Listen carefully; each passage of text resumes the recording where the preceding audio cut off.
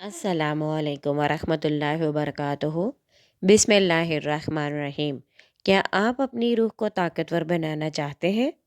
अपनी रूह को ताकतवर बनाने का नुस्खा आपके सामने पेश किया जा रहा है। मुलाहिज़ा फरमाइए।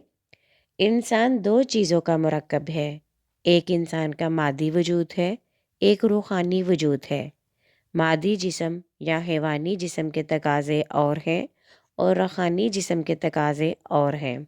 मादी जिस्म मिट्टी से बना है, इसलिए इस जिस्म की परवरिश के लिए तमाम अवामिल ज़मीन से ही हासिल किए जाते हैं, मसलन ग़िज़ा, लिबास, रिहाइश वगैरह। और मरने के बाद उसके जिस्म हाकी को मिट्टी ही में दबा दिया जाता है। दूसरा वजूद रूहानी है, उसके तकाज़े भी मुख्तलिफ हैं। अल्लाह ताला फरमाता है, कुरान मजीद की सूरत सवाद में आता है, और याद करो जब तेरे रब ने फरिश्तों से कहा कि मैं मिट्टी से एक बशर बनाने वाला हूँ, तो जब मैं उसे पूरी तरह बनाकर दुरुस्त कर लूँ और अपनी बनाई हुई रूह में से उसमें फूंक दूँ, तो उसके लिए सजदे में गिर पड़ना। इस आयत से ये बात वाज़ेह हुई कि इंसान का जिस्म मिट्टी और रूह दोनों से बना हुआ है।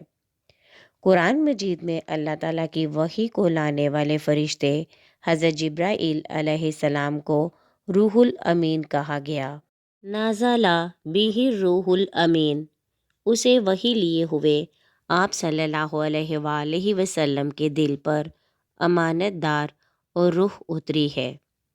ये कुरान मजीद की सूरह शोरा की आयत नंबर 193 का तर्जमा था। और वही कुरान को भी रूह कहा गया। वाका ज़ालिका औखैना इलैका रूहन हम मिन अमरिना, ये कुरान मजीद की सूरह शोरा 52 आयत का तर्जमा है। और बेशक हमने वही की एक रूह आप सल्लल्लाहु अलैहि वसल्लम की तरफ अपने हुक्म से। अब हम अगर इन आयात के तराजम को देखें तो पता चलता है कि इंसान में अल्लाह ताला ने अपनी बनाई हुई रूह फूंकी। उसके पैगाम वही को लाने वाले को रूहुल अमीन कहा गया। इस कुरान वही को रूह कहा गया। अगर ये बात साबित है कि मिट्टी के जिस्म को ग़िज़ा इसी मिट्टी से हासिल हुई है, तो इस रूहानी जिस्म को भी ग़िज़ा इसी रूह यानी कुरान मजीद से हासिल होगी। यानी अगर हम अपनी रूह को तक़वियत देना चाहते हैं तो हमें कुरान की गहराई में उतरना होगा, और सिर्फ़ उसी के ज़रिया हम अपनी रूह को ताकतवर बना सकते हैं।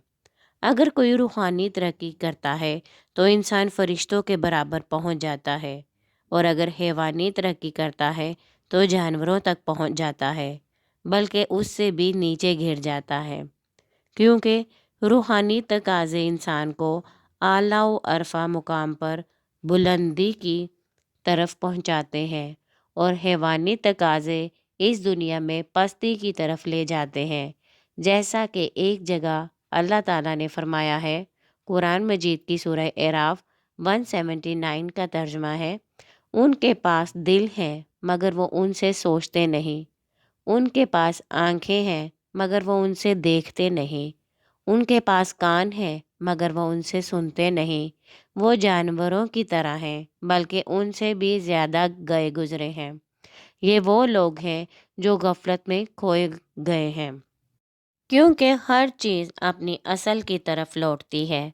जब इंसान मरता है तो रूह ऊपर से आई और ऊपर चली जाती है, और मिट्टी के जिस्म को इस मिट्टी के अज्जा से तक़वियत मिलती है, इसलिए ये मिट्टी का जिस्म मिट्टी में दबा दिया जाता है।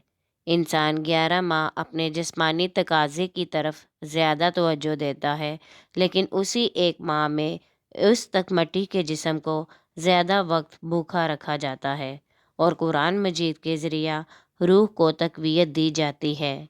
ये दिन का अमल है, और रात के औक़ात में मज़ीद उसकी रूह को तक़वियत देने के लिए तरावी की शक्ल में कुरान मजीद से जोड़ दिया जाता है।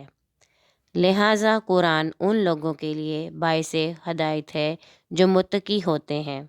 जैसा कि अल्लाह ताला ने फरमाया, الف لام میم ذالکل کتاب لا ریب فیہ ھدی للمتقین، یعنی یہ وہ کتاب ہے جس میں کوئی شک نہیں ہے اور یہ ہدایت بنتی ہے متقیوں کے لیے، اور روزے کا حاصل بھی تقوی ہے۔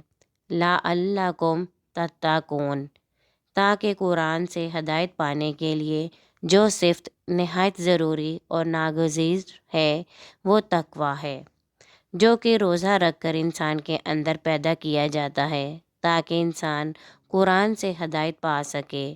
پھر روزے رکھ کر جوں جوں ہمارے اندر تقوی پیدا ہوتا جائے گا، ویسے ویسے یہ قرآن ہمارے لیے ہدایت بنتا چلا جائے گا۔